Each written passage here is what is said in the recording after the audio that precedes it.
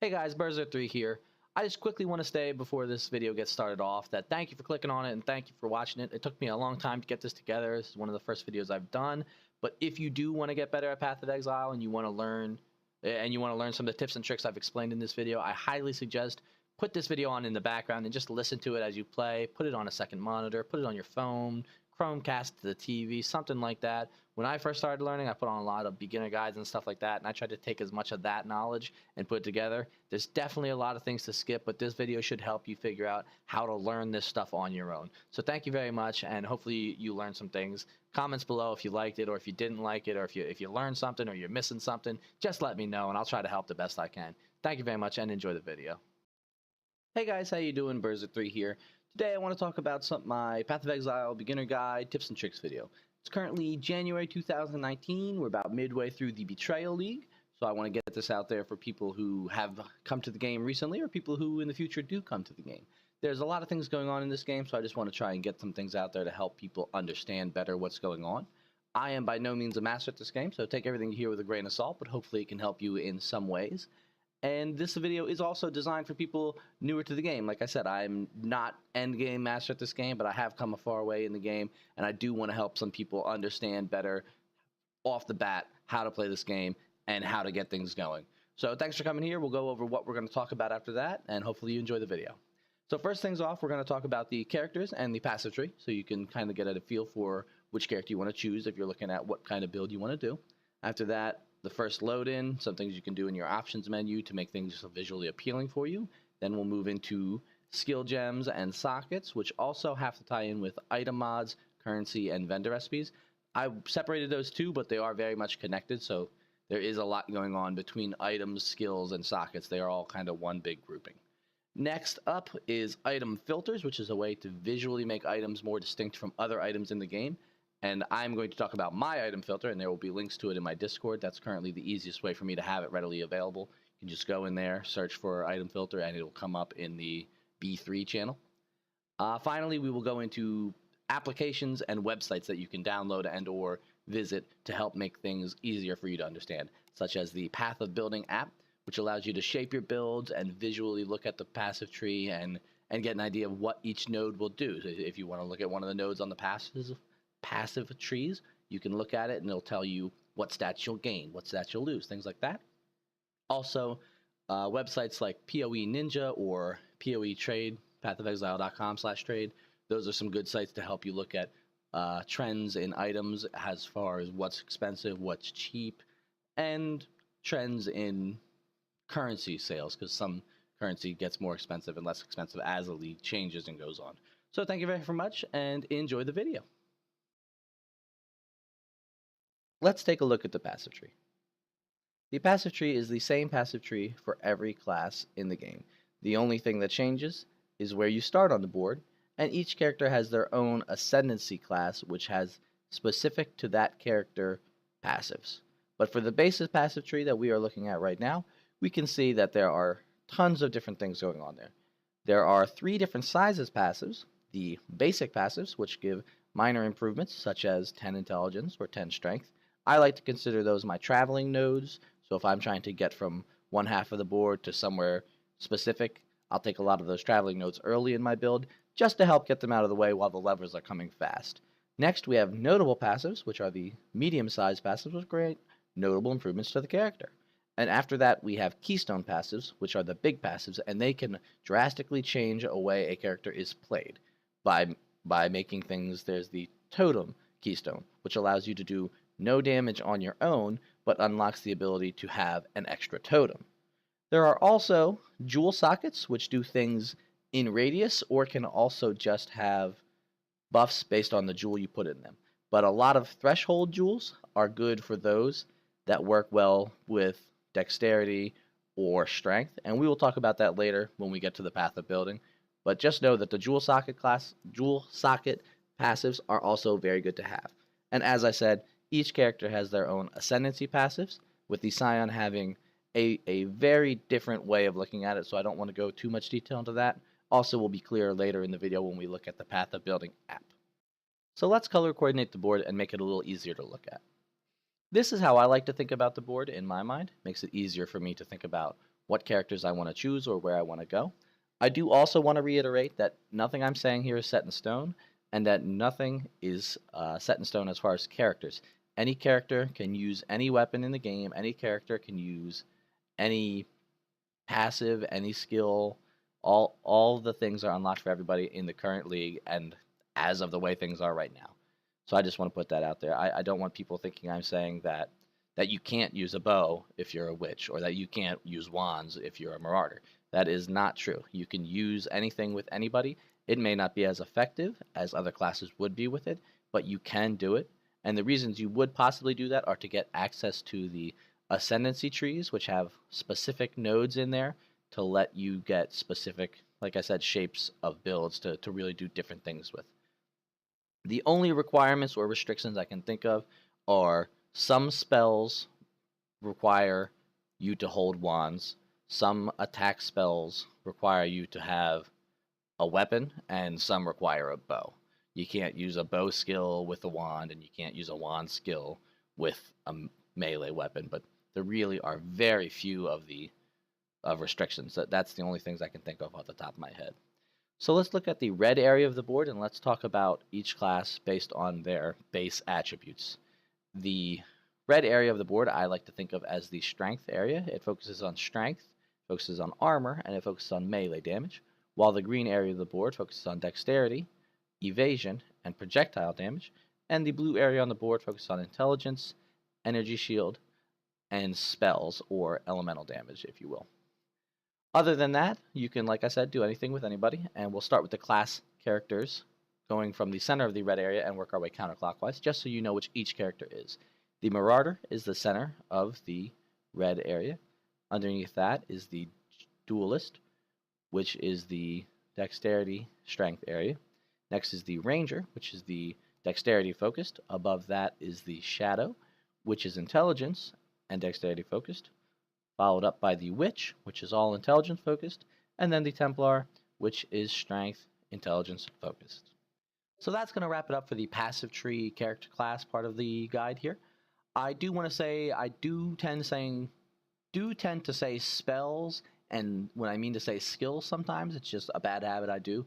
Skills are the actual skill you are using, whether it is a melee attack, a ranged attack, or a wand attack, but spells are actually their own specific thing from skills. So don't let that sound too confusing, but I will probably mess that up more up in the video. It's just the way it comes out of my mouth, and I don't want to confuse anybody. Skills are the gem itself for what you use, while spells are not melee attacks, they are spells. So I don't want to confuse anybody with that. Again, that's going to wrap it up for here, and some of this might make more sense later when we open up the Path of Building app and you get to see more in depth about the passive tree and what all the nodes do and things like that. So if you want to stick around till the end or skip to that now to watch, whatever was going to make more sense for you. But I suggest keep watching through if you haven't seen any of this stuff. Thanks. Hey guys, this is the first load-in section of the guide. This is just a quick thing that I want to show people. So when you first load into the game, some of the options you can toggle in your UI that are going to make things easier for you to see. A lot of this might sound biased. I'm going to try and keep it not biased, but these are just my personal opinions on how I like to play the game. So take everything the way you want. If you like it, keep it. If you don't like it, don't worry about it. I'm going to try and keep it quick and short for this part of the guide. So as we can see here, first time you load in, it'll show the current league. I have bought the game on Steam as opposed to buying it straight from them. So I'm not sure if it'll look a little bit different if you don't have the game from Steam. Right here it says log in with Steam for me. The gateway, you will probably leave that where it is, but you can hit the auto select button there and it'll choose the lowest ping gateway for you. But for the most part, it'll stay at the one you choose. It'll stay at the lowest one for the duration of your owning the game, as long as you stay in the same area, I would imagine, and don't move countries. When you click the login here, we will see all the characters that you already have. You can search from, I have mine in Betrayal. You can go Hardcore Betrayal, which I have none of. You can go to Standard. These are all my characters from past leagues. Or you can go to Show All, which will show everything. And on the side here, you can see the little flag, which indicates Standard League, Betrayal League, and the flag changes for the Betrayal League. Mostly, I just play on the Betrayal League or whatever the current league is. So I just tend to keep mine on the current league. So let's go ahead and create a character. Here we can see, again, the 3 different flag types, which would change in the scenario we just looked at. The solo self-found toggle you can click on. This will make it so you are not able to play with a party or not able to trade with anybody else. It's a little bit more challenging, and it's something more fun if you played the game a bit and you want to try and challenge yourself to make a solo self-found character. For the most part, though, I just play in the league, which is currently and has always been in the center, to my knowledge. The standard is the non-league core game, if you will. Usually, the league will have it's sort of their way of testing out new mechanics to see if they want to implement them into the game or not. So I like playing the league because you're kind of playing on like the PTR, so to speak, or the test realm, or the beta realm, or the alpha, whatever you want to call it. But you're in there and you're trying out the stuff, and there's the new, sometimes new skill gems, some new passives, there's new items, and grinding gear games is really cool. They're always putting out new contents, so props to them for always putting out new stuff, and thank you very much for putting out new stuff. But I think it's really cool that you can hop in to the Betrayal League or whatever the current league is and have just a crack at fresh content every time the league comes out, finding something cool the first time through. It's the way I like to play. So let's go ahead and click OK here. All of these characters here, you can see you can highlight and pick. The only one you might not have, it's your first time, is right here in the middle, the Scion, which we talked about in the last section of the video guide. The Scion you will unlock in Act 2 before you complete the final boss fight. You probably won't miss it. There's a chance you will, but you run right by to the boss fight, and she's trapped in a little cage there. You click on her, she pops out, and then the next time you load in, you can make a Scion if you would like to. Other than that, choose which character you would like to choose. Templar, Duelist, Marauder, Scion, Ranger. Oh, I'm sorry, that's the Shadow. This is the Duelist, and that is the Witch. I'm just going to go ahead and make a Marauder. We will call him the Guide Boy. How about that? Boom. So we are in. You first load in. This is what the game will look like. I have up here in the corner. I'll open up the options menu to show you the things you can change. I'm going to click the skip all tutorials button. If it's your first time through, you might not want to do that. Even if you do click skip, you can click first time, click to make sure your character gets up so you can actually do things. There we go. Now we can run around. You should be able to open up the menu here, and you can look at the cosmetic list, the transactions, your character skill, your passive trees, all those kind of things. I have mine all mapped to different buttons so I know what they do. This is the first load in again. I like to play with my map in the middle of my screen. You might say, how the hell are you going to look past all that stuff? There's so much stuff in the way. So let's open up the options menu. And I'm just going to go through a couple of the more important settings that I want to look at. We will go under the UI. Well, sound, I like to turn my music off because I'm usually listening on the music. Not important. The UI, the landscape transparency to me is just extra clutter on my screen I don't want to see. As you see, we turn that off. Look at that. A lot different. Clears up a lot of your screen. The map transparency, I like to turn down to slightly below half, somewhere in there. I notice that after playing for a while, I get a headache when I'm playing if I have it on. And the map zoom, I like to put all the way down so I can see more of the map. You can also use the arrow keys to move the mini-map around. Say you want to put it up in the corner, you want to play with it off to the side like that. And then if you push the tab button again or double tap it, it should reset to the middle. Let's go back and look at some more options. Under the UI, we have the show corner map, which we just looked at. If we have the map in the corner there, or we can just turn it off completely.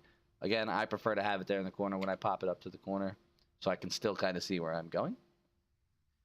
Always highlight is a input notification. I have it mapped to my mouse button. So like this club will always appear on the ground. I can toggle it on and off with my mouse button. Actually, that club is still appearing. Why are you still appearing? Probably because it's the first time I've dropped it. There we go. So it really doesn't want you to miss things. This first area is like a sort of beginner test tutorial, but it doesn't say that, but it kind of is. So if you can toggle on off and off the loot and the clickables, and if there were chests or doors or stuff, that'll all come off. I have that toggled to my mouse button because, as you can see, the character model moves underneath the club there. So if there was a bunch of loot on the screen, you would be able to see the character enemy models, and you could potentially die, and I've died a ton of times because I can't see what's going on. So I like to have mine on my mouse so I can quick turn everything off, get in the fight, finish the fight, toggle it back on, and I'm good to go. Personally, how I like to play, do whatever you would like. Showing full descriptions is something you will probably want to put on. When highlighting an item on the ground, it shows the full description rather than just the name. This has no mods on it, so I don't think changing that will do anything. Oh, it does. See how the box doesn't come up there? So you put full descriptions on, and it shows on the corner there, Driftwood Wand, or Driftwood Club. So that's something I like to put on, so if I highlight something on the ground, I can see what it will do, whether I even think I should pick it up or not. Flask buffs will appear in the top left when you have. You can toggle that on or off. Again, up to you. Same with auras. Global chats and all the chats you can toggle on and off really easily by clicking enter to open up the chat, and you can just toggle them on and off right here. So those aren't too hard to do. Next we have, I turn the mini life bar off above me because I've got these two big pools in the corner. Why do I have to have it above me as well? It's just more clutter on the screen. Advanced mod descriptions is a good one. Again, we don't have anything here that really we could look at, but that allows you to hold down the Alt button, I believe, to show the different mod types, mod tiers on an item when viewing them. Yeah, none of these really have. Since I don't have any magic or rare items, it's not really like I can show you too much, but we'll get more into that into the next section of the video as well. But that's when you'll probably want to toggle on just to make sure you don't miss things. I turn mouse wheel zoom off because down here in the bottom right, where we can place all our skills, that's your left click, your middle mouse click, and your right click. I tend to put my mouse click on my move only. So this is where you can put skills that you have available on. I put the move only on my middle mouse button, and I don't want to accidentally zoom in when I'm trying to walk and then I really die because I can't say anything. So that's just how I like to play. Confine mouse to window could be nice. That way it doesn't leave if you have two monitors. And that about does it for most everything I wanted to talk about in this part of the game. The item filter list is here. You can look at all the items you have. And the show folder button here is pretty nice because if you are trying to install a loot filter and you're not sure where it goes, you can press that button. It will bring up your file explorer on your computer with the folder already there, so you don't even have to mess around and try and figure out where the heck you got to put it. You can just do it right there. Input, this is how you change all your key bindings, and the notifications, I turn all mine on, again, at your own leisure. Some of the things I want to say too are sometimes when you're playing the game, if you have skills that you can look at in here, you can open up your character sheet and you can see those same skills here, as well as you can see some other skills that you get innately from, say, glove enchants where they trigger a word of war on kill and you're not sure what that means. Equip that item and you can open up your character sheet here and it will appear here so you can look at what it does, even though it won't come up in your skill bars because it's not something that you can actually cast. Same with auras and with vol skills or something like that. You can click here, turn an aura on, and you can remove it from your skill bar, but it will still be on until you die. So it just to make sure you don't accidentally click it again. It's a good function to know about. So that's going to wrap it up. I tried to keep this short and sweet and simple. Hopefully some of that made sense and helped you and you didn't get too caught up in my personal play style. Next part of the video, we're going to talk about skill gems and sockets, and we'll go more into item mods and currencies and vendor mods and things like that, which could help you a little bit more understand what is going on when you play the game. But hopefully you enjoyed that quick segment and you can get a little bit of help from how to make the map look a little easier for you, and we'll see you in the next section. Thank you very much. All right, guys and girls. This is the skill gems and sockets part of the video, where I just want to go ahead and talk about some of the skill gems and sockets and how they interact and how things work. So let's start off by looking at, this is my non-season account or my non-league account, which has a ton of just like garbage and stuff that I've saved. I just don't go through it enough. I have to have it to build a rasa somewhere. Here we are. So this is probably one of the easiest to help understand and make sense. The tabula rasa is sort of a known item. It is a chess piece that has no level requirement. It has an item level on itself, but it has no level requirement. We'll talk about item levels in the next section of the video. It is a 6 white linked item with nothing on it. It does nothing for you. Like, this is my current chess piece. Gives me, you know, armor, energy shield, life, resistances, zealot's oath. It gives some things. And there are different socket colors and different socket types, so to speak. So there are like blue skills. The nice thing about white skill slots or white sockets is they can hold any color gem. So here's a blue gem. Goes in like that. Done. Here's a red gem. Goes in like that. The same socket. It doesn't matter. They can hold any color gem. And there are also things as white sockets, which can go in any colored item. So let's just go grab another item of some sort. Yeah, we'll just, whatever. Doesn't matter. So let's go here. So like this is a detonate mines. It's a white gem. It can go in a green socket. It can go in a red socket. It can go in a white socket. Doesn't matter. Here you can see this is shield charge. It is a red. You can even see right there. Watch the green outline of that. When I pick this up, that green will dim down. See how it kind of dims out? You can't put it in there. Many times click. But this is red sockets. Yes, I can put them in there. So that's the basics of how it works. And you can also see the links between sockets. Let me find you something that is not linked up to make a little bit more sense out of. Something like... Here we go. A Nagamu's Flame Abyssal Axe. I'm using this currently on my current character in the Betrayal League. You can see here, these two sockets are linked together, and these two sockets are linked together, but these two are not. Which also brings us to the different types of gems. You can search here, the highlight items, you can search for support gems. So this will search for any word support anywhere. So these are not support gems. Support gems are usually typically round, might be the way to put it. I don't think there's an actual physical way to really tell, but you look here, these are not support gems. They're sort of oval and on an angle. Well, the support gems are all kind of round ones. Anyway, so to a red socket. So this is, if we read shield charge, let's just go from top to bottom.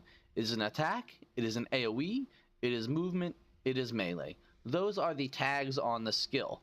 Tags are good for when you use a support gem. What are these garbage? These are just leveling items. They don't matter. So let's go ahead and put the Nagamu Tiki on, and we will put shield charge on. Now we have shield charge on our bar, and we're going to go ahead and we're going to look at the support gems, and on the left side, you can see, I can't put my cursor here, but over here on the left side, you'll see the active skills. It'll show all the skills, all their colors, and it'll show an X or a check mark. X's, and this only works if you have the skill equipped. So shield charge is equipped, and we're going to highlight the ancestral call. We'll do the knockback. So you can see the second to bottom is shield charge. Because we have it equipped, it pops up in that list on our active skills. We take it off, it is no longer, damn it, I'm using shield charge on this build. Glacial Hammer, there. Knockback, Glacial Hammer or Vol Glacial Hammer on the bottom or fourth from the top. You can see that Glacial Hammer has a check mark, meaning that it can be supported by knockback. But if we take the Glacial Hammer off, and we go here now, you will see that Glacial Hammer and Vol Glacial Hammer are no longer in that list. But this is a way for you to check if you can use a support on the current skill. So say I have Glacial Hammer and I want to use something like Pierce support. You can see Glacial Hammer does not benefit at all, will not benefit from anything, because it does not have a projectile tag. You can again match the tags for the most part to the tags of the skill gem. So this is a support, you can see, and this projectile, where Glacial Hammer is an attack and it has no projectile modifiers on it. So that's why Pierce will not do anything with projectile.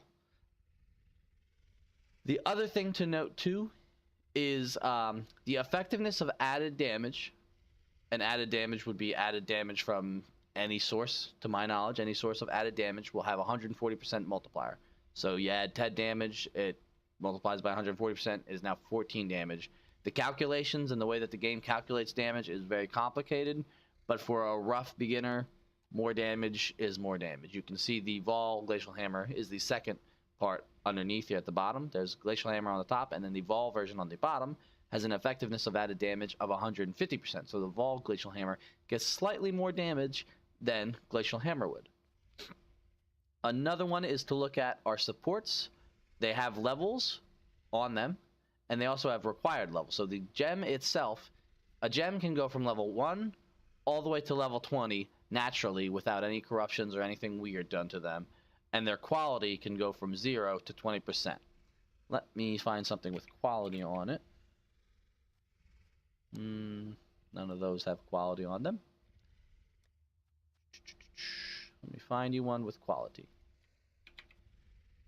Let me spell quality. There we go. Quality, 20%, which adds 20% increased minion movement speed, I would imagine. You can look that up on the wiki if you really want to know, but quality is never a bad thing. It might not help the build you're doing, but quality is a good thing to have on gems if you're really going to use that skill. And gem levels, this is a level 1, 20% quality, as you can see there on the top left. And the mana cost is 4 and the cast time is 0.5 seconds. But the higher a gem level goes, if you look at the requires level, which is right there underneath before the description, it's requires level 4 and 16 intelligence. As you level up the gem, the required level that your character has to be will go up, and the required amount of the attribute required will go up as well. So that 16 intelligence could go up to 20, maybe. I'm not sure what the numbers are. Again, that can all be looked up, and we'll talk about that a little later. But that's the way that skill gems work. So you can check to see what can be supported with what by placing the gem in your gear, going to a support gem and finding it and highlighting it. So Glacial Hammer can be supported by poison. You can have a chance to poison on hit, which is something that you could or couldn't do if you wanted to do. And that's how you can check those. And you can also look there on poison support has a mana multiplier. So Glacial Hammer costs 5 mana currently. The more gems that you add, so say we were going to start stacking up a bunch of red supports. We were going to put Ancestral Call, that's 140% multiplier, and then Melee Splash is going to give us 160% multiplier. So this 5 mana is going to go up to, 10, and then it's going to go up to 15 or 16. It can start getting pretty high up there the more you link it. So a Tabula Rasa is really nice, but those 6 white sockets early on can cause mana problems if you don't have the mana to support it. I am going to leave it there, and I'm not going to talk too much more about skill gems or sockets, other than there are links between them, there are non-links between items, and the other one that might, let's look at cast when damage taken. This is the last one we'll talk about. Cast when damage taken, if you read the blue text on the bottom, this gem can only support skill gems requiring level 38 or lower. Supported skills deal 70 less damage. That stuff's not as important. You cannot cast triggerable spells directly. And see, it says spells. You make sure you want to read wording on things. It can cast spells. It will not cast skills. So you're going to want to make sure you find something that is a spell. Such, if we look at a curse, curses have the spell tag on them. If we look at an aura, such as Purity of Fire, well, they are not allowed to be triggered if you read the very bottom line of the light green. But anywho, requires level 38 or lower. So this is a typical setup with a cast when damage taken and an Immortal Call, which will make you immune to damage for physical damage for a short time. And you can see the level requirement is 34. Requires level 34, 7-9 strength. It's after all it's before the flavor text there. So requires level will not do anything over level 38. And this requires level 34. I could level this up a little bit more, but it's a complicated setup for my current build. Just to know that if this gem required level 40, which would be, I think, level 4, it would no longer work via the cast when damage taken support, and you would be able to then cast that supported skill directly, unlike it says there on the second to last line of not being able to, because the level rec is superseding the cast when damage taken support threshold. That makes sense to you, you are fine off. If that doesn't, you can look a little bit more into it, and we'll talk about it a little bit more later, but we are going to just leave it there for you, and we'll talk about item mods, currency, and vendor recipes in the next section of the video, which ties in a little bit to skills and sockets slightly, just to help make things more clear for you. So let's get into that one. So there you guys and girls see in the skill gems sockets part of the video, we just did the example with Vol Glacial Hammer not being able to be supported by Pierce support. Something that I am not sure, and I could look up for you if you really wanted to know, is the mana multiplier of Pierce. Even though you're getting no benefits, you might still get the negative effects of a support gem, such as the mana multiplier. So if you are trying to level up a Pierce support for later, and the only socket you had available was next to your Glacial Hammer, and you linked it up because that's the way it worked out, you might still be getting that mana multiplier. Even though you're getting no positive buffs, you might be getting the negative buffs from that support gem. A better way to maybe think about something like that too that can also happen is there's a gem called Spell Echo, which is a blue, which will repeat a spell that you cast 2 more times, but will also make that spell deal less damage. So overall, I think you're getting more damage per second, but you're losing damage on the initial hits or effect of that gem. But that can't be in tandem with a channeling skill. But something like that, you will still get the 30% or whatever it is less damage from the spell echo, even though you're not getting the faster and repeating of the spell cast. So watch out for things like that. If you're going to use a channeling skill and you have a support in there, and again, I'm not 100% sure on how it works, but just be careful. And if you're going to end up running a setup like that, look into it a little bit more on your own if you're doing some sort of weird skill setup. That way you don't mess up your skills and screw yourself over and actually lose damage as opposed to gaining damage. Just a note I wanted to put in there at the end. So let's move on to, like I said, the item mods, currency, and vendor recipe part of the video. Let's talk about item mods. Modifiers, also known as mods, generally change various aspects of the entity they are affecting. Most commonly, modifiers apply stats, however they can also apply buffs or grant skills, and can often be found on items, monsters, strongboxes, or areas. Currently, we are looking at a ruby ring with 3 prefix mods, 3 suffix mods, and 1 implicit mod. A rare item, or yellow item, such as this ruby ring, only can have up to 3 prefix mods, 3 suffix mods, and room for 1 implicit mod. Ruby rings will always have the implicit mod of fire resistance. Implicit mods are tied to the base item the base item. So, ruby rings always have fire res. The value of that fire res is determined by the item level, as well as the required level is based off all of the stats that are on that ruby ring. Explicit mods is the super category of prefix and suffix mods. Prefix are the 3 on top, and suffix are the 3 on bottom. There are also such things as hybrid mods, such as the Mastercrafted Prefix mod, third from the top there in the prefix mods, is mana as well as 4% of damage taken gained as mana. That has 2 different attributes as one mod. Some of the hybrid mods on chess pieces can be like evasion and life, and every modifier has its own mod group and can only have 1 mod from the mod group. So if something has a life roll on it, it can't have another prefix life roll on it, but it could have a hybrid mod of life and evasion. So you could get a really, really high life roll by getting 2 of those modifiers on 1 piece of gear. Aside from that, items will always have modifiers on them unless they are normal. Magic items can have 1 implicit, 1 prefix, 1 suffix, and then rares can have 3 prefix, 3 suffix, and 1 implicit. Unique items are their own thing and can have whatever they want to put in on them, depending on whatever grinding gear wants to do. So that's the quick and easy on how item mods work. You can also see the Mastercrafted Prefix mod we talked about is in a white color as opposed to a blue. That's a good way to determine that the item has a crafted mod on it. Crafted mods are very easy to remove via the crafting bench, but items that have no crafted recipes, no crafted modifiers on them cannot be removed as easily. So people talk about open prefix mods or open suffix mods. They are talking about crafting. They're talking, hey, that item looks really cool. It doesn't have any life on it. Does it have an open prefix mod where I could craft life onto it? And that's what they would like to do. Next, we will look at some of the currency and how currency affects mods. So let's go ahead and take a look at that. Alright guys, so we are going to talk about currency now, and currency, what it does and how it affects. I also want to take this moment to just say that if you actually are liking the game and you've gotten far enough, this may be a time for you to invest some money into the game. A money stash tab here is very nice. It is very cheap, $10 maybe. You can get them on sale down to like $7, and it holds tons of currency, auto-organizes it. If you get to the mapping and you want to get a map stash tab,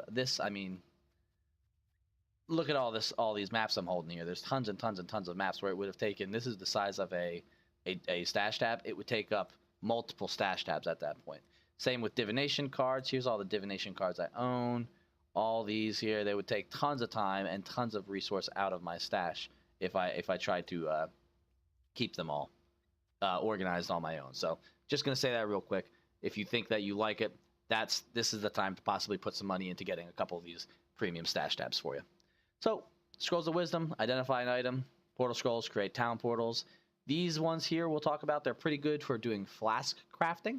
So like this flask here, if you want to get a freeze immunity flask or a bleed immunity flask or something like that. Transmute takes a normal item and upgrades it to a magic. So you find a plain Jane sanctified life flask, transmute it, boom, it's now magic. The alteration, you can usually spam these. It'll just re-roll random mods of a magic item. So you get one prefix, one suffix. Maybe you'll just get one suffix. Maybe you'll just get one prefix. Say you get a really good prefix, that's when you would use an augment, which will add a new random property and keep it magic. So if it can only have one prefix, one suffix, and you already have a good prefix, now you're going for that suffix part of it. Orb of Chance takes a normal item to a random rarity of the same base type. So this Savant's Robe or this, well, that's an Abyssal Axe, that's a Nagamu's Flame. I don't know if chancing a Nagamu's Flame is possible. Some items cannot be chanced, but say we had just a normal white Abyssal Axe, we could attempt to use an Orb of Chance to get the Nagamu's Flame on it. Very rare. It's not like very high chances. It could change based on what the item is. Everything has its own rarity value, I believe. But you could do that. Last season, or last league, so to speak, I took a Tiger Sword, and it was 5 linked already. I found one. It was like, why not? Throw a chance at it. It became a Terminus Est, which sold for 20, 30 chaos or something like that. Made my money back and then some. It was a great way to make a little bit of money early for myself. These are all related to quality. Cartographer Chisel for maps, Gem Cutters for gems, Glassblower Baubles for flasks, Armor Scraps, and quality of weapon is Blacksmith. So for something like white items here, white items go up 5% quality at a time. Blue items, I don't have any blue items, blue items go up 2% quality at a time, and uniques and rares go up 1% quality at a time. You might wonder why that's something you want to look at. When you get time and you start doing maps like this is going to go up. You would use an alchemy, which would turn a normal item into a rare item. You would use this, boom, look at that. 5% quality is also quantity on that map. So that's why you would do white items, and then you would alchemy it afterward. Trying to keep this quick and move it along. I know the video is getting kind of long. So as we just said, an alchemy item will turn a normal item into a rare item. So say also you're leveling up and you find a 5-link something.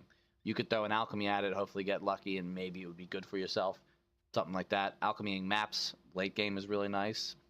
Regal Orb will upgrade a magic item to a rare item. It will add either a random prefix or suffix. So I use those more on jewels. As we said before, jewels can only have 4 prefixes and suffixes. So you could use that transmute to get maybe 1 prefix, and you could use the augment to get another suffix on it. Now you're 2 out of 3. You could use a regal on a jewel and get a 3rd, and you're only missing 1, so it could still be kind of worth money, as opposed to like a chess piece. You could get 1 prefix, then you would get 1 suffix, and then maybe another suffix.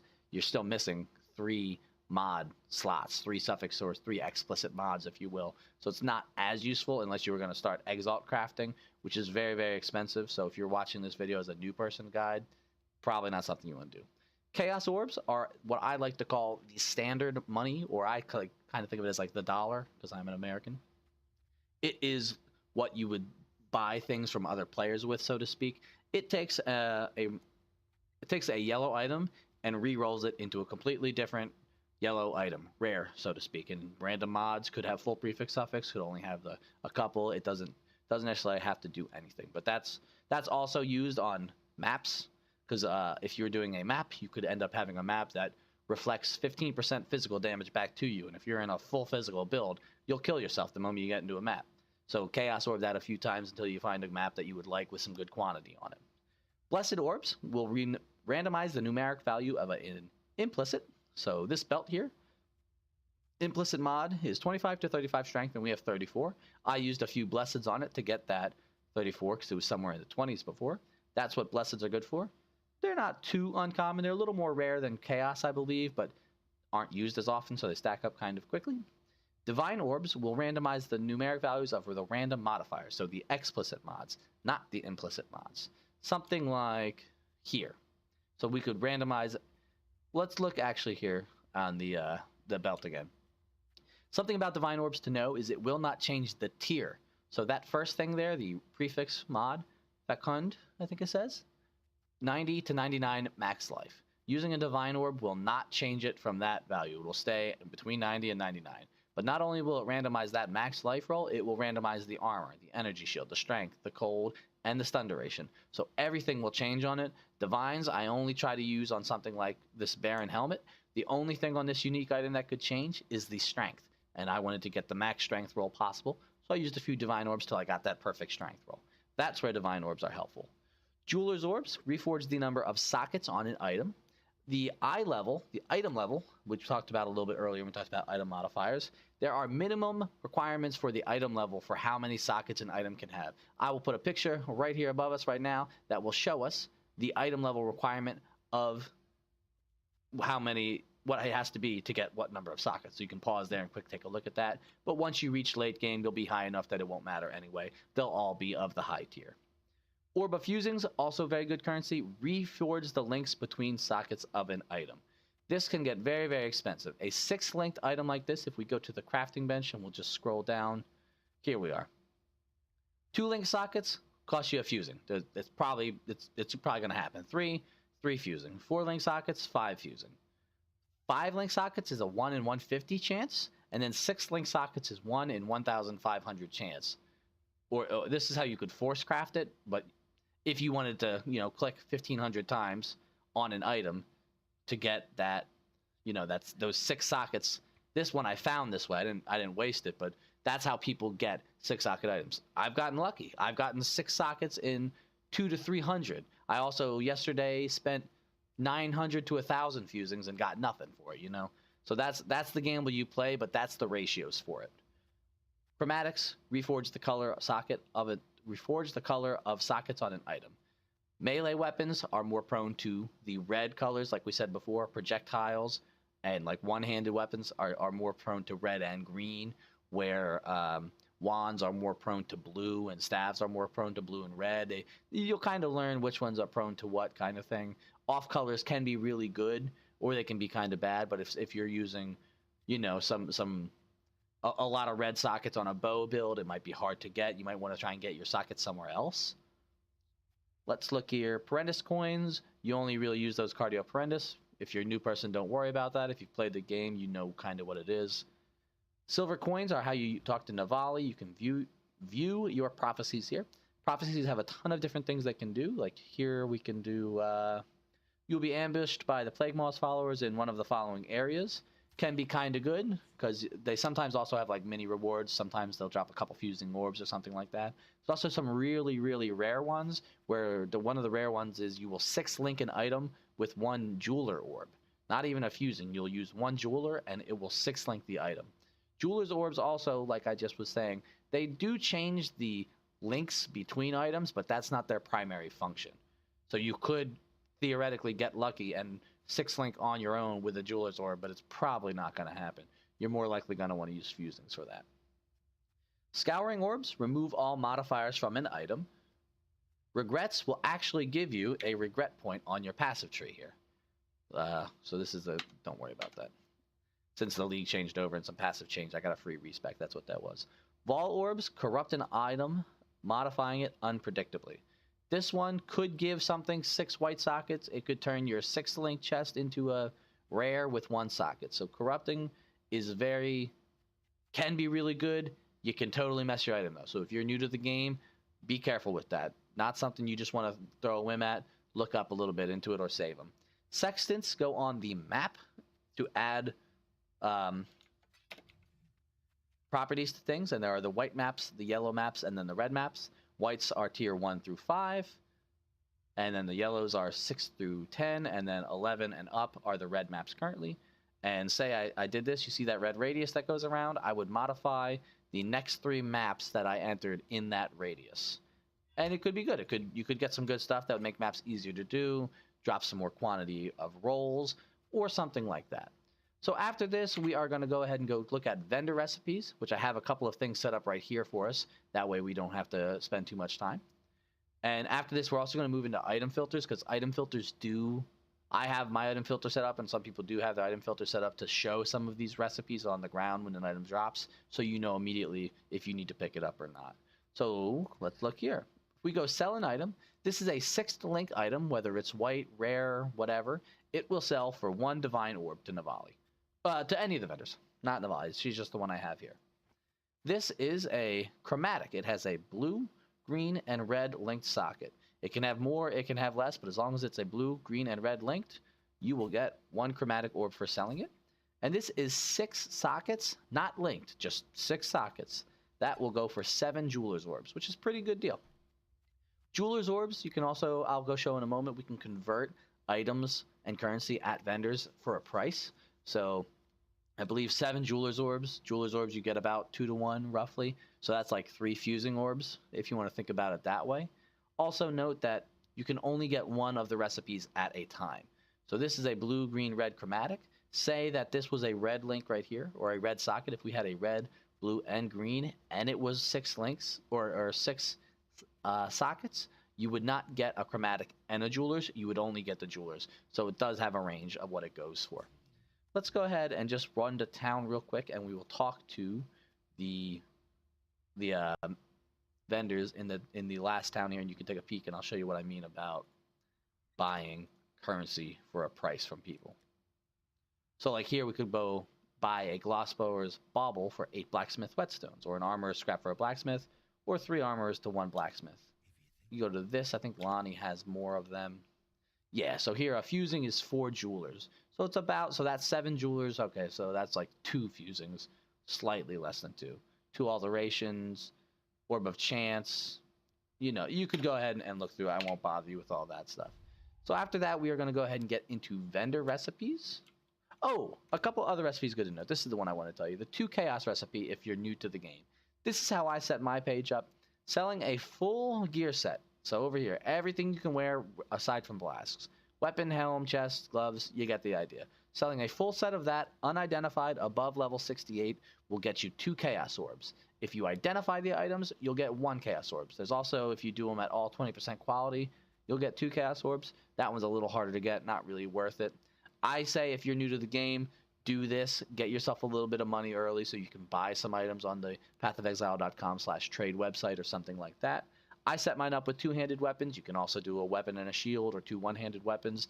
I just prefer grabbing 2-handed weapons because it's a one-stop shop for me. And I just set it up. 2-handed weapons, chest piece. I do helmets, gloves, boots, or helmets, gloves, boots. 4 amulets to 8 rings because you got 2 fingers and 1 neck. And then 6 belts here.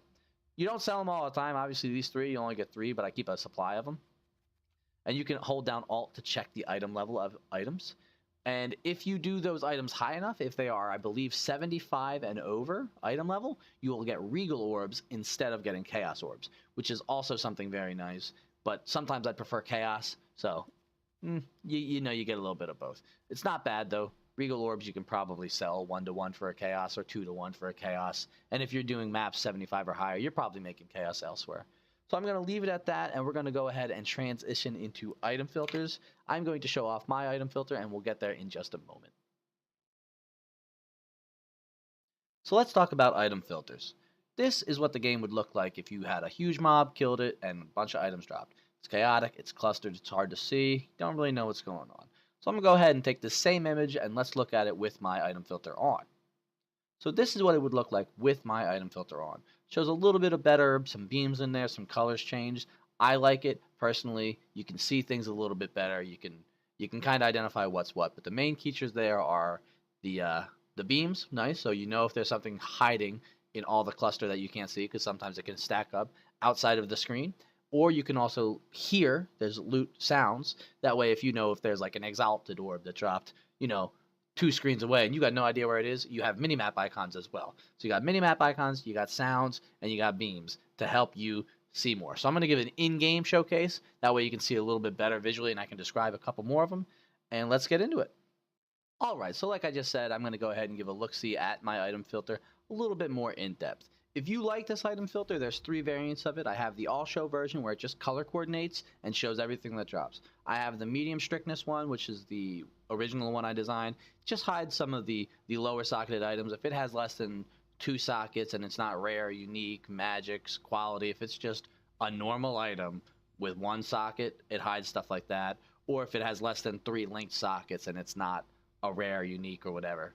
It just helps clean stuff up. And then I have a more strict one which I use, which just shows things with quality on them, or rares or higher, or currencies. That way to help drop some more loot. So I'm out here in the Aspens Plaza just because this is an area where I can drop items and it won't ask me if I want to destroy them. Here we have a couple different things here. So that's a Nagamu's Flame Axe. That's a unique swell pure with that beam on them. You can also see on the mini map. Let's zoom that in for you. Not that. There we go. Big orange star. I'll just zoom the mini map in for you right now. Also, brown stars and brown backgrounds on 6 linked items. Have here Legion gloves. Those are chromatics, green backgrounds. These are going to be the 7 links for their yellow background. Not 7 links, 7 jewelers. I'm having a hard time talking in a long video here. 7 links, 7 jewelers orbs for these. Yellow beam, different colored minimap icon. If it's just a regular old Phantom Mace, it's just the colors are a little bit bigger. It doesn't really change that. Quality, you can see a blue. It's got a white line around the outside if it's got quality on it. If it is, this is also quality. Nothing on the minimap. Just little white boxes around the outside. This is a 20% quality. That's max quality of dropping. That has a more grayer background to it, as well as like amulets and jewels and stuff have a red background to make them just pop out a little bit more. So this is a flask. Flasks have a slightly different background, not as bright as a 20% quality, but just to help them stand out a little bit. And if it was a 20% quality flask, let's go ahead, white. 20% quality flasks will sell for a glass blower's bauble. I'm not going to drop this just in case the game drops. This is my Headhunter. It's a unique, so it's kind of got that green color to it because it is a legacy variant, so to speak. So if you had any questions about what this all looks like, there's a couple on here I don't have. I will actually go grab to... I don't want this area to disappear with all this stuff on the ground, actually. But I'll go ahead and I'll show a shaper or corrupted item as well, so you can see what that kind of looks like. So let's just head back to my hideout. So the corrupted items will have like a red border on them as well as a red background on them. And we'll have a shaper or elder items have purple on them. They just have kind of purple backgrounds on them.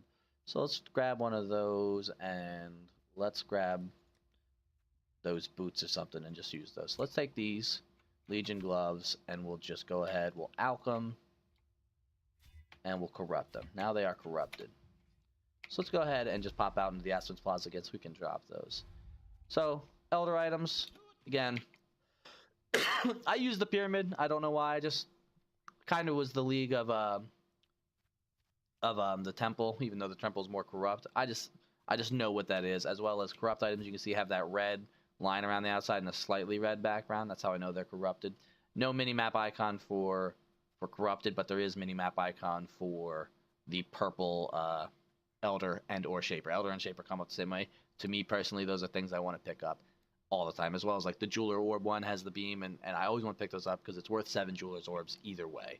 So those are what I want to rock out right now. The only one that I don't have there to showcase for you is the 5 linked items, which drop with a purple background, sort of similar to the shaper items would. So other than that, if you have any questions about it, feel free to message me on my Discord. I'll link my Discord below. You can go into the Discord channel and just search in the B3 channel for item filter, and it should pop up. If you're having a hard time, honestly, just send me a message on Discord. I'm the only Primal Ancient if you were to look on the tiers of people on the side. So Berserk 3 would be the name in there. Send me a message. I'll make sure you get it. If you need help with explanations on it, let me know.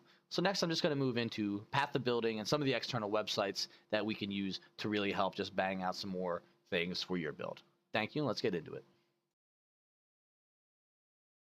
Alright peeps, I want to go ahead and showcase off the Path of Building application, as well as show off some of the external websites and things I use, as well as the PoE Trade Macro, which is a hotkey macro, which lets you do like press Control D and it'll price check an item for you or something to that effect.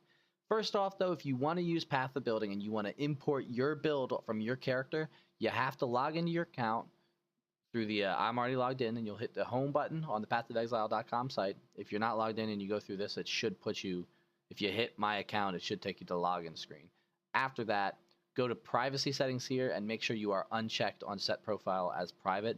That way your character can be reached in the Path of Building app. So here you would put in your character name, or say you want to look at my characters, or you want to look at somebody else, like some Zizaran or something like that. You go ahead and you put his character name and his account name, hit start. Poof, shows you all betrayal or standard. We'll just go into betrayal. This is the guy I'm doing an Onigoshi with. There's a lot of stuff in here to look at. Options, big one I really was happy with was showing the thousands. So before, if it was 100K, it wouldn't put a comma. That really would drive me nuts when it wouldn't do that. So I changed that. You can import your passives. You can import your items and skills. You can go to the skill tree and you can look at everything you have. You can change your skills. There's a lot going on. I'm just going to give the brief so you can kind of understand it. This application's pretty straightforward to use. For the most part, I'm just going to try and show a couple of the tips and tricks on what you can do that you might not have thought of right away. Showing the node power is nice because it shows you what's really good for your class based on what you have and what's really bad for your class based on what you have. You could also if I just highlight out here to this red one, red is really good, it's going to give me, it says there at the bottom, 14 points to node. And then the chunk right under that is allocating this node and all nodes connected to it. It's going to give me, oh, you can't see that with my cam there. Let's put my cam like that. So there we go. Like allocating this node and all nodes to it will give me those buffs, or just allocating that node alone. So if you want to think like, wow, this is a good node, wonder how good that is solo or how good it is for me as a whole, is really what this is good for, as well as checking out some other calculations and configs. Another one, good to know, if you want to take all of these nodes and you want to see how much it is, if you hold down shift and then highlight the path, you can see that white line coming through everything. I can take all of those and it'll show me how much it gives me. This character's low level, so the numbers don't look too crazy. But so like, yeah, if I wanted to go here, here, here, here, here, get that, get those, and get these. Oh, it doesn't let me backtrack, I guess. Oh, no, it does. You just have to actually make sure you mouse over each individual node. It's like that. If I, for some reason, want to get all that, I can go ahead and look. That's 19 nodes, and that's all the skills it will give me. And then if you click, it would do it. You can click, click, click, and then I can Control Z to undo, Control Y to redo. So that's pretty good for that. You can go into configurations. Do you use power charges? It'll show you, if it doesn't specify, it'll show you your max. Do you use frenzy charges, endurance charges, onslaught? You're going to want to check this when in combat box, because if you have a, say there's an item out there, a bronze lith chest, that after using a movement skill, you get 15% increased attack or cast, something like that. You're going to want to make sure you've hit the used a movement skill button recently to get your effective damage for that. Shocked frozen crit. This will show debuffs on you. This will show for the effective DPS, like is the enemy ignited? Are they burning? Are they ignited? Stuff like that. Calcs is a great place to go. The effective DPS, don't worry too much about these different numbers. I usually just go with the effective DPS one. It'll show you your skill hit damage, 14.2 damage. It's 3 to 9 physical. It's gotten a little bit of cold, 1 to 2, a little bit of fire. You can look at your attack. My ignite chance is 6% chance to ignite. I highlight that. It's my chance from non-crits and then my chance from crits. Crits will always apply the status ailment for the element that they are a part of, aside from bleeding and poison. I believe those have to come from specific mods, from passive mods and stuff like that. Another thing that's really important to note here is the level. You can change your level. I usually go for 85 if I'm creating a build guide. You can watch, your life will go up per level you put in. So you can see now my life is up to 300 here. So if we just go back, don't save, make a new build, nothing in there. So we have 60 life as a Scion level 1. I'm going to go for 85. It's going to put me at 1,000 base life. Something also really good to note is a lot of these, everything in this game for the most part is multiplicative. So this is going to give me, if I come all the way up here, here. So my life is 1,000. This is going to give me 5% increased life off of that rough base 1,000, which is 54. So it's percent, but this is a flat buff to life. That gives you 20 base life and then 14 increased. So that note alone is worth a whole lot. So flat damage multiplies by, or flat life would be multiplied by the additive of all these increased life. So if we look here, 1, increased life from tree, 5%. 10%, 20, 15, 20, 25, 30, 35. So I have 35% increased from the tree. If I were to put this on and give me 181, it would turn that number huge because you're getting base 20% max life. That works for crit chance. That works for crit multiplier. It's not additive. You don't find something on here that gives you 10% crit chance and another 10% crit chance, and all of a sudden you have a 20% chance to crit. It's 10% multiplied by either, if it's an attack, it's the weapon will have a base crit on it, or spells. Every spell has its own critical strike chance based on what spell it is. So that's how crit strike is determined. And then power charges increase your chance to crit by 40% per power charge. So, that's how people really get good crits. But again, everything is multiplicative. Make sure you look for things that are like, that's a plus 20 energy shield. That is a plus 20 max life. That is a plus 50 evasion. Anything with a plus number is going to add to your base value prior to all the multipliers. So if you're looking at building guides, you're trying to understand things, you're going to want some life on you. When you get into the 80s or you finish the game, you're going to want around 4.5k life, I'd say, is a nice place to be around. You can get up to 6, 7. Some of the big guys are getting up to 8k, and that's just a ton of life. But try and aim to get level 70, 4k life, I would say. If you're in a struggle and you're not sure what you're doing, that would be my guess for you. Or 4k combined life and energy shield, perhaps, if you're doing energy shield build kind of thing. So that is that. We talked about a minute ago threshold jewels in the beginning. If you hold shift, you can see the small, medium, and large radius threshold jewels. I can put, that there, and then I can go to the items. I can sort by jewels, and then we can sort by DPS, and the static electricity would be the best jewel in that socket number 1. That is considered one. If you have a couple, then you kind of have to look on the, the items page. You can highlight it, and it'll show you on the tree where it is, kind of. Makes it a little easier to sort of know which one you're looking for. So that's another little quick trick. Skills, go in here if you had, go with, just pick one, double strike with added fire and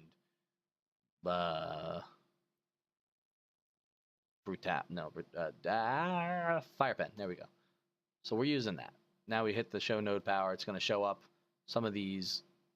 I don't know why it's not showing up, but anyway, I'm just making up build on the fly. You were on then the pathofexile.com/trade website. My favorite website to use for doing items. You can search for, let's search for a two-handed, let's look for a sword, a two-handed sword. Right there, a two-handed sword. We want that sword to have life on it. We want that sword to have fire damage on it. And we want that sword to have physical damage on it. Just a couple mods. Boom. We'll search for it. No results found. Why? Why you gotta do this to me? Really? No fire damage on swords? There. Okay. So we found one. You're like, wow, this item looks good, and this item looks good, and you're not sure which one would be better for you. If you click this copy item button, open up your path of building, go to items and click the create custom, you can paste that item right there and click create. Then we go back and let's copy this item.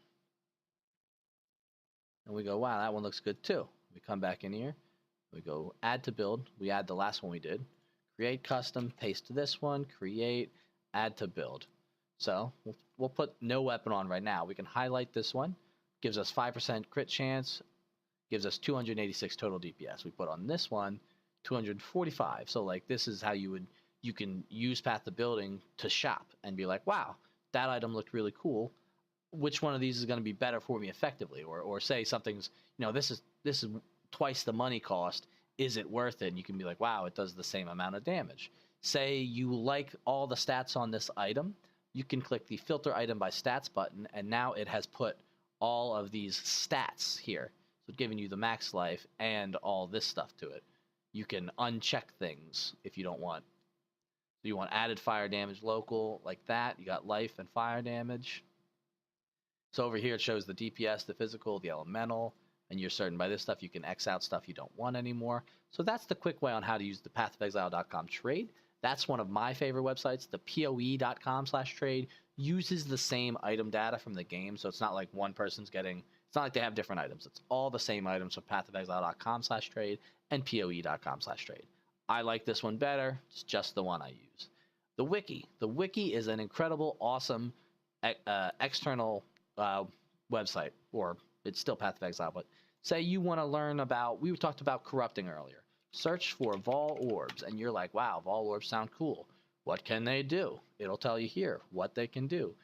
These are implicit corruption modifiers per weapon. So say you want to corrupt your quiver right here. You can ascend, and boom, it's everything here and up can become a corruption with this level requirement. So that's something I like to do. I like to look at those, or if you want to look at something like Flame Blast, you can look up Flame Blast. It'll tell you this is it. This is what the quality does. It's good to be able to look up what the quality on Flame Blast does. Here is the level, the intelligence rec, the mana cost, the fire damage, and the experience needed for it. So you can be like, wow, I only have 130 intelligence, so I can only use it at level 14. I'll need to be level 58, and it'll do this much, again, base damage multiplied by all the increases on your passive tree and all the increases from your gear. So again, the pathofexile.com or the Path of Exile wiki are both great places for this. The wiki is one of my favorites. PoEprices.info is another great place to price out items. I will open up the Path of Exile, and I will just show you some of the things. Is my volume really loud?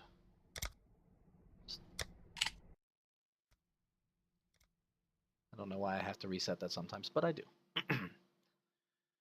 Let's go ahead and just look at some items. So like I think I said before, I'm not sure if I did. Say that I really like this belt. I can Control C. I will my Path of Exile trade macro brings that up, but it just copied all of that data, and then I Control V, and now make sure you're in the right proper league, and you hit submit, and it is now telling you that's the recommended price based off the machine learning. But then you can come down here, and this compares it to other items on the market. This guy is selling something with similar stats for 30. His has elemental damage with attacks. Mine doesn't. This guy's got increased flask and increase. You can see like the lighter color ones are what his have that mine don't, kind of thing. And then you can look here to see the importance of where it got that price. It doesn't think that that item level makes it worth anything, but it really thinks that the maximum life rolls and the total elemental resistances added together are worth a lot of money. So the eye level honestly doesn't matter if the rest of it's good. It's probably worth 10 to 15 chaos or something like that. You got to be careful for people too that put items out on the market, flooding them super expensive just to like, you know, be outliers in the equation, make the machine price think it's higher or something to that effect. So there is also the pathofexile.com. Where are we at here?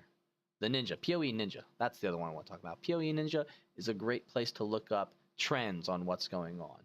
Let's look at scarabs, perhaps, for the current league. Scarabs are put in with maps to do for different things.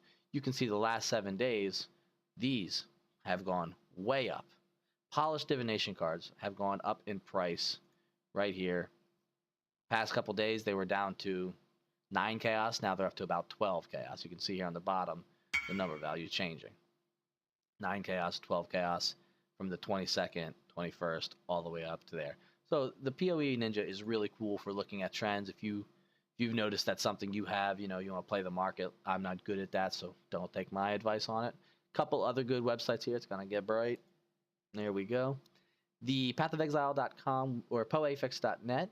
This is if you want to look at, you know, your helmet and you're not sure. We talked about item modifiers earlier. These are the base item modifiers for the prefix. You can see here's the suffix. You can look at master mods, what can be crafted, essence mods. Essence have specific signature mods, shaped mods and elder mods, and delve mods, things that you can get from delving, and delving specific only. Next, we also have the PoE database chronicles. This is another one used very well for fossil crafting. If you wanted to try and use fossils, which are again another late game mechanic you'll learn about. Say you wanted to fossil craft a bow, and you wanted to know what delve mods you could get by using the we'll say corroded and metallic or something. Oh, not click it. So you would check mark corroded, check mark frigid, check mark, you know, it doesn't matter what they do, but you can see these really deep blue, these are the ones that are more prevalent to hit. While these lighter white ones, I don't know if you can see the difference between these two and these three, slightly lighter, a little bit darker. Those are the mods that you're probably going to get for fossil crafting with these specific fossils that you have chosen. And last but not least, I don't use it too often. This is a Strongbacks guide that I think Ziggy D put out, or somebody put out. Yeah, Ziggy D put this out. This is what he thinks you should do to strong boxes based on what they are, if you should augment them, if you should chance them, if you should alchemy them, whatever. So a lot of them, unless it's a diviner strong box, you should always try an alchemy is kind of what this says. Score it, basically turn a blue into a white. Yes. Should you transmute it? No, you shouldn't turn. This is all to deal with blue orbs. You should just alchemy it, and then you should chaos it to try and get some increased quantity rolls or something like that. That's what this all means. So again, that is the basics of all the external stuff. The Path of Exile trade macro. I'm sorry, the last one I wanted to talk about there is the PoE trade macro. The trade macro, like we just saw on this PoE price info page, we can go ahead and just push the Control D on this. It'll get us a price prediction. It thinks it's worth that money. We can hit the open on poeprices.info and it'll open it up on our tab. And boom, it'll bring us up to that same page we just did. The only thing to be very weary about when using this, if you do want to use the PoE trade macro, is unique items. If it's a unique item or any unique item, it'll search by name, not for the stats of an item. So the Nagamu's Flame, this is just going to give me the prices on Nagamu's Flame in general. You know, so be careful with what it says there on the average prices. Be careful what it says for median and trimmed prices, things like that. These ones you might want to do a little bit more research if you're selling a unique, unless it of course is a unique or like a divination card that doesn't have any rolls. Div cards are good to use. You can see what the King's Blade div card goes for. Doesn't go for much of anything. You want to know how much a prophecy is worth, or how much a harbinger orb is worth. You can look at it on there. Tells you one harbinger is 9 chaos. Some of the other ones to do, you can look at how long something was on the market, I believe. There we go. That's been on the market for 4 weeks. So you can look and see, yeah, this isn't selling. It's been up here for 4 weeks and it hasn't sold yet. So if you wanted to set up these pages for sale, all you have to do on them is right click them and set them to public to make sure that they go up to the website. I have a price buyout for 1 chaos, a price buyout for 5 chaos, and then one that just sell. But honestly, mostly all my tabs are public. And like all my unique tabs here, they are set to public, each item individually priced, and then I just don't have a price on them. People will contact me and be like, hey, I'd like to buy your whatever for so-and-so price. And I will be like, how much you want to pay for it? And I'll either say yes or no. So since we're talking about the trading item as well, if you wanted to trade with somebody, some people don't know how this works as well. So say we wanted to buy this item from this guy, listed 3 days ago. Press the whisper button. It will copy that message to your clipboard, come into game, enter, Control V, it'll paste it. I'll actually buy it from him right now. Okay, he's AFK. But it pastes this message to him. Hi, I would like to buy your blood barbed sword in whatever. He said 1 second. You can go ahead and make sure when you're going to do this, I'm buying it for 1 alt. So the way you would do, you get 1 alt, you put it in your inventory. You wait for that person to invite you to the party, and then you go to their hideout with the money and you wait for them to trade you, because they're going to have to go into their sell tab and find it in that position. If you start spamming them with trades before they show up, they might get really pissed off at you and change it. So I right click his name, I go to his hideout, I stand here, he gives me a trade request, I control click, put the money in there, you highlight it, make sure it's right, click to accept, and you press thank you. Done deal. Go back to my hideout and leave that party.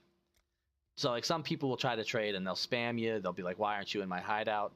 That's to me the proper etiquette, and that's how most people I know do it. They come here, they wait for you to trade with them. That's trade etiquette in my mind. Also with the PoE trade macro that you can do, you can hold down the control click and you can scroll through your tabs using control and the mouse wheel, which another thing to me, very, very nice to be able to do. We looked at doing price checks. You can do searches. So say I'm in here in one of my gem tabs. I want to know if I have any other storm calls. I hit the macro for that. It searches for storm call. I've got these vol ones and I have that one. I want to see if I have any, any of ice novas. Click it on there. Boom. So if I found an ice nova with quality on it, I was like, wow, do I have one of better quality? Because I don't want to have doubles of them. It's like that. If say you can also use, I have all mine macroed, so I don't remember the buttons completely, but I believe it's Control W will bring up a wiki page. It might have brought it up and didn't even show me. It did. So it brings me right to the wiki on that item, which is another great thing that I like to do. Say I found something, pretend that this was linked up really well. It was a 6-link and I wanted to go, wow, that sounds really cool. Click the button, brings me right to the website, says, this is the only unique version of it. So if I wanted to try, and like I said before, Chance Orb a Nagamu's Flame, that would be the way to do it. So those are some of the things you can do with the PoE Trade Macro. We open up the settings here. You can look at a lot of the other things. You can show the currency. Make sure you change your league to the temporary standard league. Some item infos you can do. The tooltip will usually go where your mouse is. I have mine at a fixed location right in the middle so you guys can see it. I think I've hit everything I wanted to talk about as far as external links go. If you have any questions about that, go ahead and, again, leave comments below and stuff like that. If you did like the video and you liked all the stuff I put on there, I know it's been really long. I worked really hard. This is one of the first videos I put out. I probably spent 7 hours here today just trying to get this all put out. So like the content, subscribe to the YouTube. If you want to check out my Twitch, I try to stream 4 times a week lately is what I'm trying to do. So if you enjoyed what you saw here, go ahead and give me a shout out, give me a like. Just let me know in the comments. Just be honest with me. If you thought it was stupid, if you thought I missed stuff, game has got a lot going on. So there is a ton of stuff in here that you can and cannot go. And I know here at the end we kind of sped through some of the end game stuff, but I will leave links for everything down below in the video description. That way you guys can click through, download some of those website Path of Building or the PoE Trade Macro if you really like that. PoE Trade Macro, again, to me, aside from even the trading, just being able to scroll through your inventories and stuff like that makes it so much more worth it in mine. So again, thank you so much for sticking with me to the end of this video. I was very excited to make this video, and I know I can try and help a couple people as much as I can to help them figure out things that I didn't know when I first started the game. So again, I'll leave descriptions below for video times, or for Twitch, for my YouTube you got already here, and for my Discord in case you want to go look at my loot filter or ask me any personal questions about anything. Thank you so much. Have a good evening.